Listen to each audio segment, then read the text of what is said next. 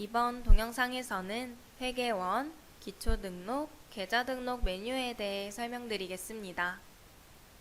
계좌등록은 통장별 잔액 관리를 하기 위해 우리 회사의 통장을 등록하는 메뉴로서 우리 회사에서 사용하는 통장을 전부 등록한다고 보시면 되겠습니다.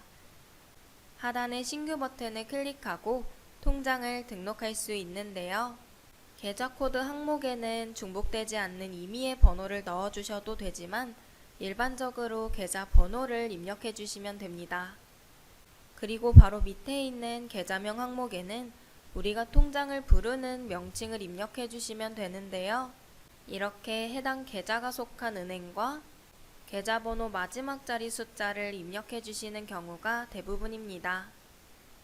바로 밑에 있는 계정 항목에는 예금 속성을 가지고 있는 계정들을 선택해서 넣어주시면 되는데요.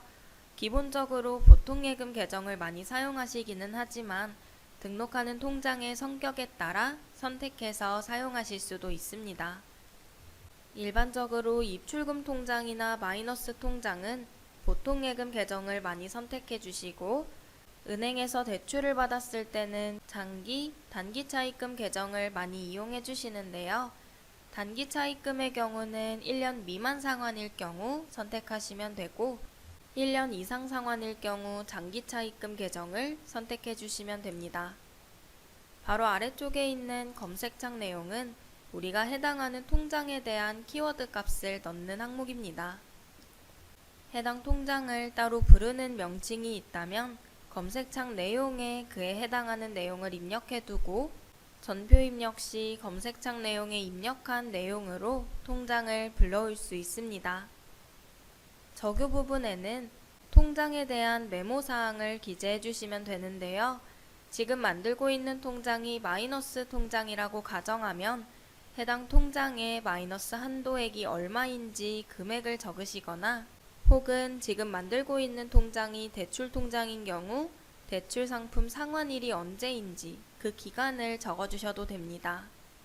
국내 원화 통장을 만들 때는 이렇게까지만 작성을 해주시고 바로 저장하시면 되는데요.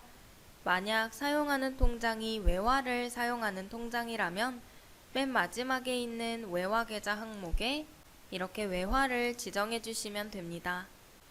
이 외화의 경우 저는 직접 미리 만들어 두었기 때문에 선택할 수 있는 항목이 나타났지만 만약 외화를 미리 등록하지 않은 경우라면 추가 버튼을 클릭하고 외화를 새로 등록하거나 좌측에 있는 외화 등록 메뉴에서 등록해 주시면 됩니다. 외화를 지정해서 이렇게 외화 통장을 등록하면 후에 지출결의서와 같은 회계 전표를 입력할 때 이렇게 통장을 넣고 금액 항목을 클릭하면 자동으로 외화 금액과 환율을 입력할 수 있는 창이 뜨게 되고 원화 금액과 외화 금액을 함께 관리할 수 있습니다. 이렇게 계좌 등록을 완료해서 해당 계좌를 잘 사용하다가 계좌의 거래가 중단되었을 경우 해당 통장을 사용 중단 처리해 주시면 되는데요. 통장에 이렇게 체크하고 하단에 사용 중단 재사용 버튼에 마우스를 올려 사용 중단 버튼을 눌러 이렇게 사용 중단 처리하시면 됩니다. 사용 중단된 계좌는 상단의 서치 버튼을 클릭하고 사용 구분을 사용 중단으로 둔 뒤 검색해서 이렇게 확인해 볼 수 있고 사용 중단된 통장은 다시 재사용 처리도 가능합니다.